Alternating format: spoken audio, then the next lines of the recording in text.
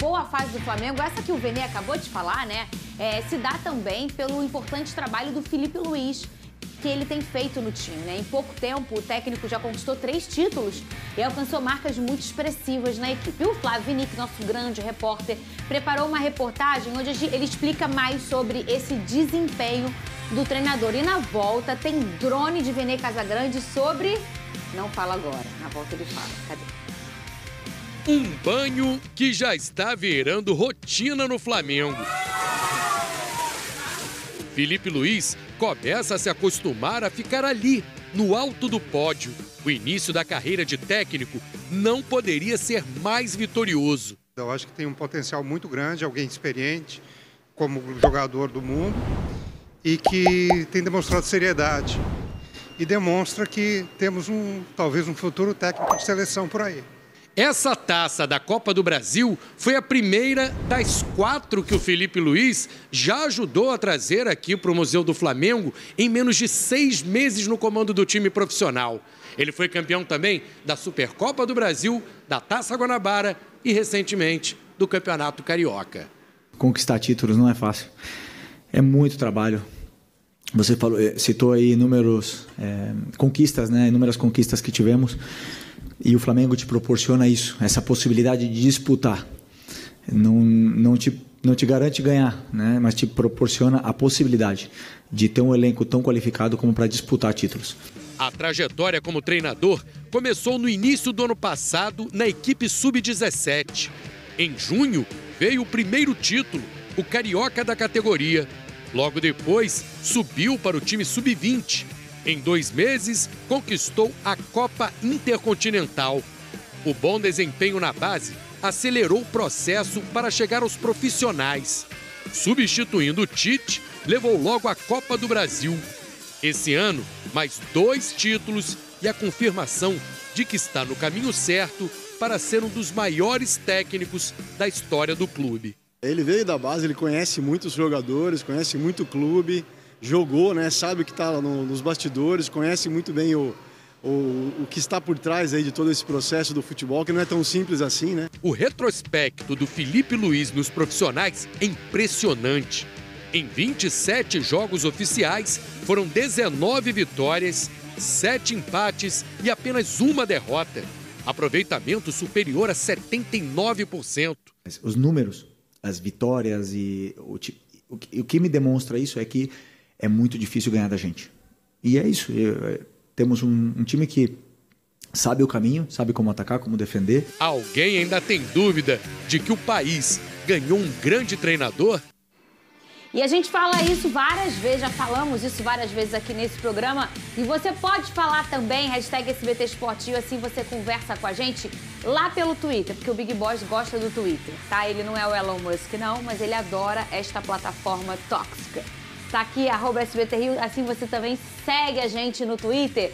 É lá que você pode aparecer também aqui, Lucas Pedrosa, aqueles mensagens que passa aqui, geralmente me zoando Ou você. Ou então um memezinho. Um memezinho, a gente pode ser tudo lá pelo Twitter, vai lá. Eu não gosto, eu não tenho. Mas faz pra conversar com a gente quer escutar você. Ô, Vene Casagrande, a gente fala muito dessa questão do Filipe Luís, e aí o Flávio Vinick terminou a reportagem dele dizendo: o Brasil ganhou um grande treinador, e é verdade, né? É claro que ele tem uma faixa de partidas muito pequenas ainda está começando essa carreira no profissional, vamos dizer assim, mas já é muito competente, a gente já consegue ver muito as características, o brilho, e às vezes até a gente entende uma experiência que a gente não entende de onde que sai, né? Mas talvez da sua carreira de jogador, e dele ter feito uma transição muito focada no que ele já projetava para o seu futuro.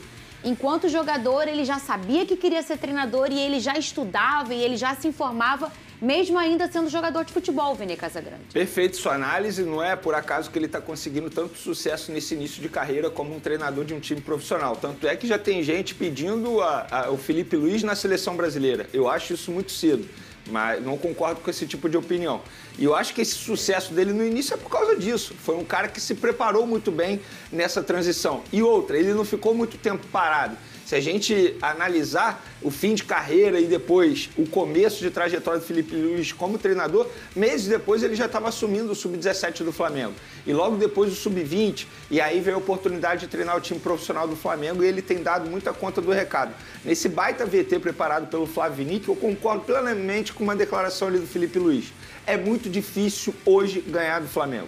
O Flamengo pode não fazer um grande jogo, mas isso não quer dizer que o adversário vai conseguir vencer o Flamengo dentro de campo. E eu vou pegar um jogo do Campeonato Carioca como exemplo. O Fla-Flu, pela Taça Guanabara ainda, que foi 0-0, o Flamengo jogou muito mal. Arrisco a dizer que foi o pior jogo do Flamengo no campeonato. Mas mesmo assim, o Flamengo foi quem mais chegou próximo de balançar a rede numa cabeçada do Cebolinha nos minutos finais do jogo.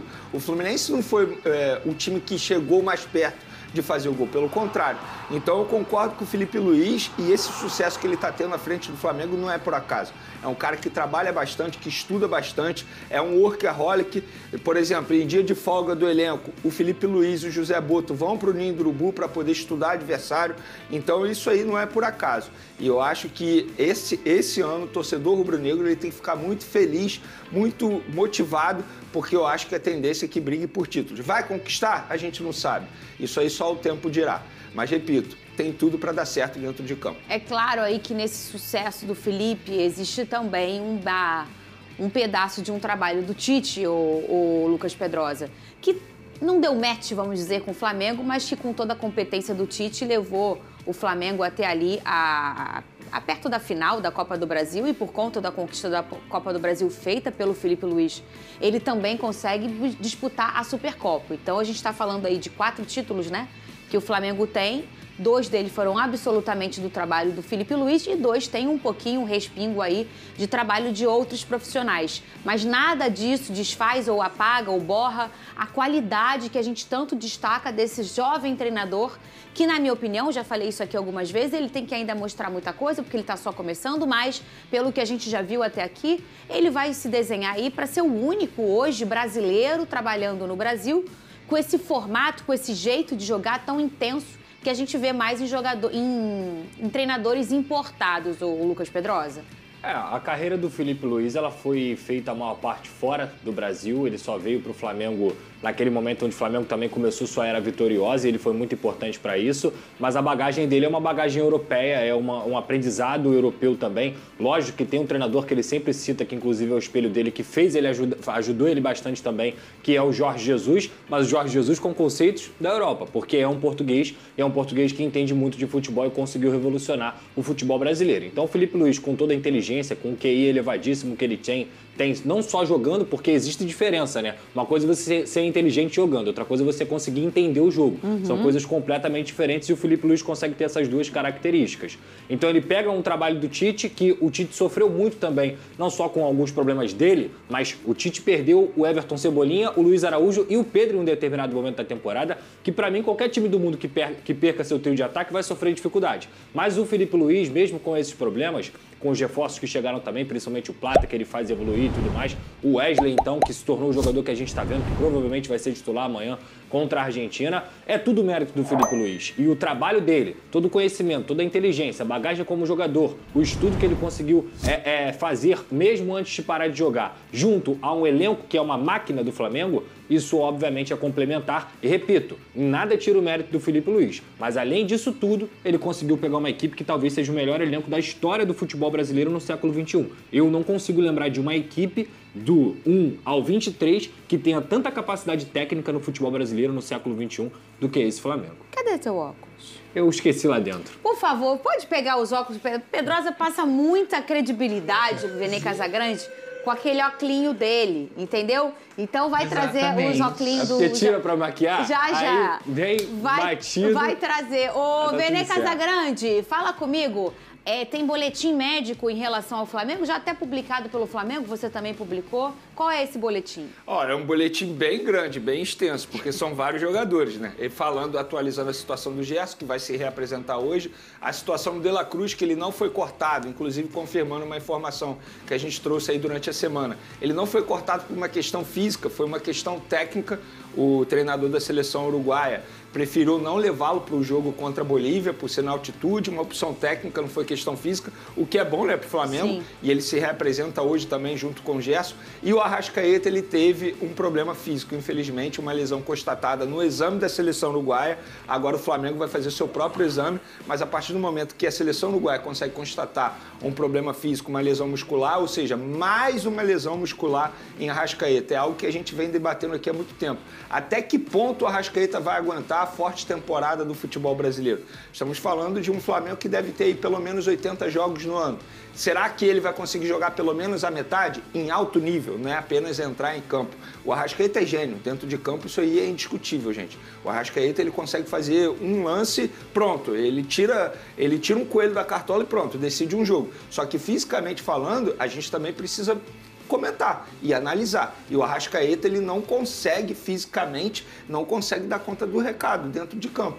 E eu acho até que é um debate que a diretoria do Flamengo já deveria ter. Foi até um questionamento que eu fiz ao José Boto sobre um provável substituto do Arrascaeta. Precisa já pensar nesse nome? Ou esse nome já está dentro do elenco? É algo que eles precisam discutir, porque de fato o Arrascaeta, ele não vai dar conta do recado nessa longa temporada que o Flamengo terá pela frente. Ainda tem um Super Mundial no meio do ano.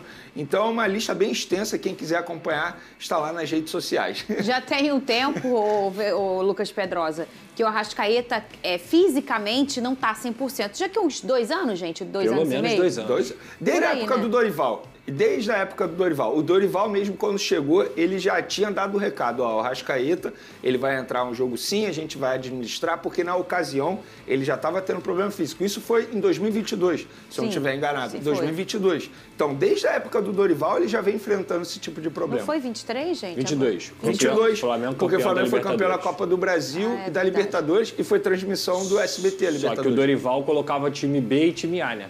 Ele usava o time de Copas e usava o time no Campeonato Brasileiro. Porque já chegou o brasileiro, já estava meio que... Quase perdido. E só para finalizar, se a gente for parar e enxergar ali os problemas do Arrascaeta físico, são problemas sérios. Pubis não é um negócio simples, todo mundo sabe disso. Todo atleta, ou melhor, todo ex-atleta menciona isso. Problema no pubis é algo extremamente sério. Não, foi o Kaká teve problema sério no problema pubis. No pubis e sempre posterior da coxa, tal como foi agora com a seleção uruguaia. Então são problemas físicos constantes e sempre nos mesmos lugares. Ô, Vene Casagrande, Jorginho já foi embora. Foi embora no sábado, é isso? Ele foi embora no sábado e se reapresentou hoje ao Arsenal. O que ficou de bom na passagem dele? Ele viu o que é a Juliana Paz? É, ele foi jantar com a Juliana Paz. Inclusive, bom gosto, porque eles foram num restaurante maravilhoso. Juliana Paz mandou bem. Fez bem a transição ali, o approach. Pra conseguir convencer a esposa, né? É isso. Que, aliás, eu falei aqui que ela era espanhola, né? Que me falaram lá no Twitter, mas não, ela é... israelense. Não é irlandesa? Irlandesa, desculpa, irlandesa, né? Perdão. Ela é irlandesa, ela não é espanhola, não. A gente estava em dúvida aqui sobre a nacionalidade dela. Mas aí ela foi comer com a Juliana Paz. Que rolê aleatório, hein, Vene Casagrande? Não é aleatório, porque para contextualizar, a Juliana Paz, ela é casada com um empresário de futebol. O mesmo empresário, por exemplo, do Matheus Martins, do Everton Ribeiro, que é o Dudu Batista. E o Dudu Batista é um dos intermediários na negociação entre Jorginho e Flamengo, autorizado pelo próprio Jorginho. Então o Dudu Batista, ele é amigo pessoal do Jorginho. Sim. Ele é marido da Juliana Paz. Aí, ó. Essa é a foto, exatamente. Gente, a Juliana... Eu não consigo olhar para outra pessoa. O Lucas Pedrosa.